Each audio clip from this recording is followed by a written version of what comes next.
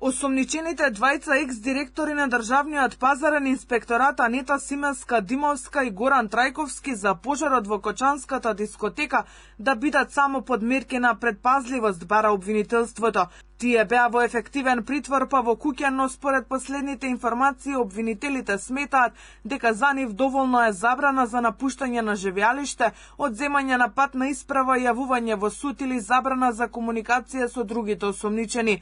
Од обвинителството велат дека замената на мерките за директорите е барана согласно обезбедените докази. Замената на мерките е побарана врз основа на проценка на законските основи за обезбедување и фазата на проверки во однос на оваа институција. Освен ова, за прв пат по настанот побарани се мерки за предпазливост за уште едно лице од првата група осомничени кое до сега беше на лекување. Станува збор за лице од дискотеката, а мерките се предложени во согласно со неговата моментална здравствена состојба и потребата од натамошно лекување. На Лупчо Папазов, градоначалникот на Кочани кој си даде оставка по трагедијата во Пулс и на уште тројца осомничени, ефективниот притвор им беше заменет со куќен.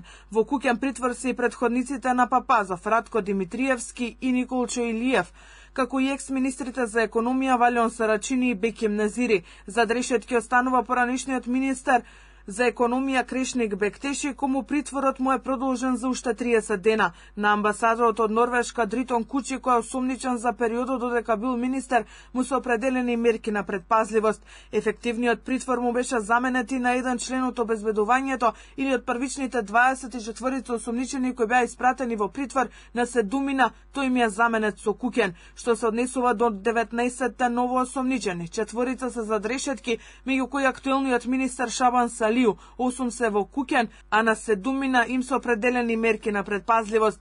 Пензионираниот полициски службеник кој во последната акција на апсење не беше пронајден, вчера сам се пријавил во полициска станица. Сите 14 полицајци за кои се води посебна истрага, определени им се мерки на предпазливост. Половина од осомничените полицајци се пензионирани и се истражуваат за постапки и документи од 2012 до 2023. Во истрагата на основното јавно обвинителство, осомничени се 45 луѓе и 3 фирми. Истражните органи постапката ја водат не само за оние кои директно се сомничат за несреќата, туку и за повеќегодишните системски пропусти кои придонале за настанување на пожарот кој зеде 62 жртви. За пример, земале други вакви судски процеси кои ги имало во Романија, САД и Бразил.